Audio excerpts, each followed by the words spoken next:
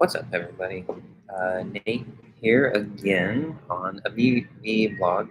Going to share my journal for the day from an alternate location.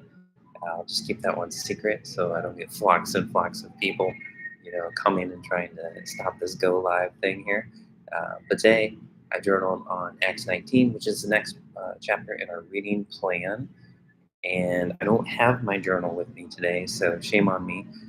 But I, of course, remember what I journaled on.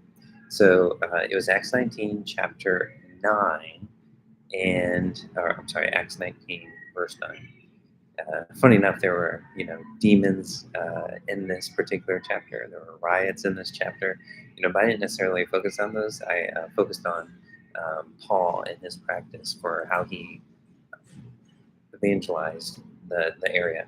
And so he says, but when some became stubborn and continued in unbelief, speaking of evil of the way before the congregation, he withdrew from them and took disciples with him, reasoning daily in the hall of Tyrannus. I don't know if I said that right. So Paul went into the synagogue. It was like his normal deal. And he was reasoning with them for 2 weeks. And eventually some of these people became stubborn and they spoke evil of the way. And so he was just kind of like, okay. And then he took off, but not dejected, only in the sense of where can I go next? And so he went into this hall of Tyrannus and he preached, or at least conversed with people for 2 years.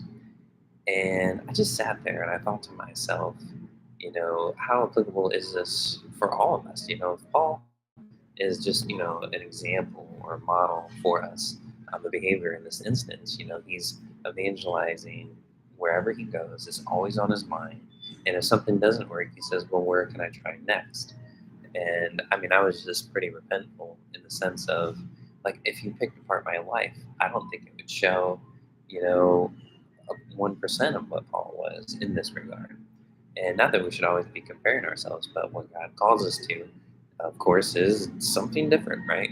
And so that was my prayer for the day. It's my prayer for everybody, that we go out with this unsatisfiable desire to share, what's been given to us as believers in Christ Jesus, the forgiveness, the peace, that comes along with these things. I mean, it's honestly the best thing in the world. And even though our lives are far from perfect and, we have things going on as well, uh, that's the gift that we've been given. And why wouldn't we want to share it with people? Why wouldn't we want to be like Paul in that regard? So, hope you had fun with the demons. Hope you had fun with the writing. Check out Acts 19 and focus on how Paul is always working in that regard. Have a good one.